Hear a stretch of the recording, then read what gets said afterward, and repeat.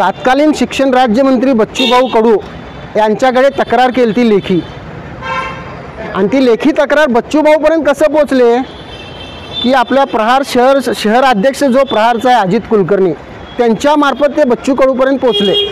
म्हणजे आपल्या हे आहे म्हणून जरा स्ट्रॉंग केले त्यांनी. आणि बच्चू कडूंनी पुण्यात शिक्षण आयुक्तांची मीटिंग घेऊन त्रिसदस्य कमिटी नेमले.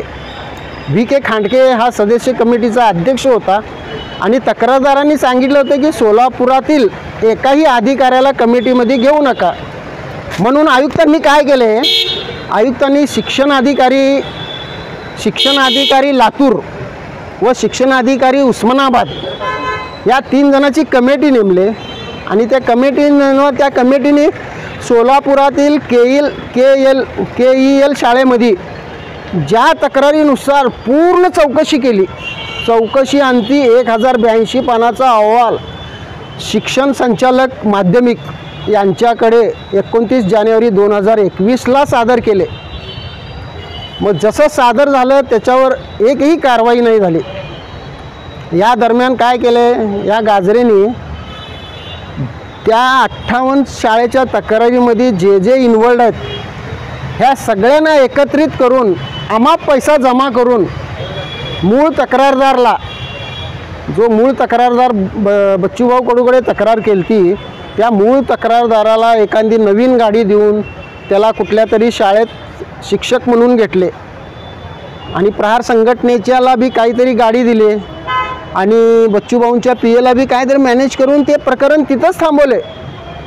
मग मी म्हणलं आता चौकशी पूर्ण झाली आहे, आयुक्तांचं त्यांचं समितीचं अहवाल आहे 1082 पानाचं, त्याच्यावर फायनल ऑर्डर व्हायला पाहिजे. म्हणून मी शिक्षण आयुक्त सूरज मांढरेंना भेटलो. त्याच्यावर सगळ्या नोटिसा गेल्या. दोन्ही संचालक, डेप्युटी डायरेक्टर यांना वारंवार पत्र दिलेत की खांडके समितीच्यावर चौकशी करून अहवाल सादर करा, अन्यथा आपल्यावर शिस्तभंगाची कारवाई का करण्यात येऊ नये.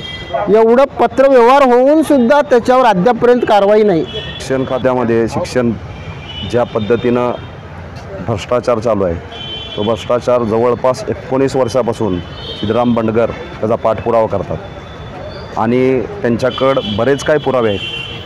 ह्या जे काय प्रकार चालू आहे त्या प्रकारामध्ये कुठल्या पद्धतीनं बनावट कागदपत्र सादर केले आहेत, कुठल्या अधिकाऱ्याला मॅनेज केले, कुठल्या मंत्र्याला मॅनेज केले, कुठल्या त्या ठिकाणी सिस्टम जे शासनाला ज्या पद्धतीनं दिशाभूल करून लूटमार केलेली आहे ते पूर्ण निदर्शनात आणून दिले. परंतु त्यांची कुठल्याही पद्धतीची या ठिकाणी दखल घेत नाही. कारण ते पूर्ण सिस्टमच खालून ते वरपर्यंत खुर्चीच्या खालून त्या ठिकाणी भ्रष्ट झालेले अधिकारी हे ह्या गाजरे आणि हे अधिकारी संगनमत करून हा सगळा प्रकार चालू आहे. परंतु या ठिकाणी आज सिद्धराम बंडगरने आमच्या युवा भीमसेना सामाजिक संघटनेकडे लेखी तक्रार दिली की मला न्याय मिळावा. माझा हेतू तरी काय की शासनाला फसवणूक करणाऱ्या लोकांना जेलमध्ये घाला. तरी आज ह्या तक्रारीनुसार शिक्षण अधिकाऱ्याला आम्ही पत्र दिलं आहे की हा जो सगळा चाललेला 19 वर्षाचा प्रकार लवकरात लवकर उघडकीस आणून या ठिकाणी त्यांच्यावर गुन्हे दाखल करा. अन्यायता युवा भीमसेना सामाजिक संघटना महाराष्ट्र राज्य हे उग्र पद्धतीचं आंदोलन पुकारेल आणि हे जे असे भ्रष्ट अधिकारी आहेत त्यांच्या तोंडाला आम्ही काळं पासल्याशिवाय राहणार नाही.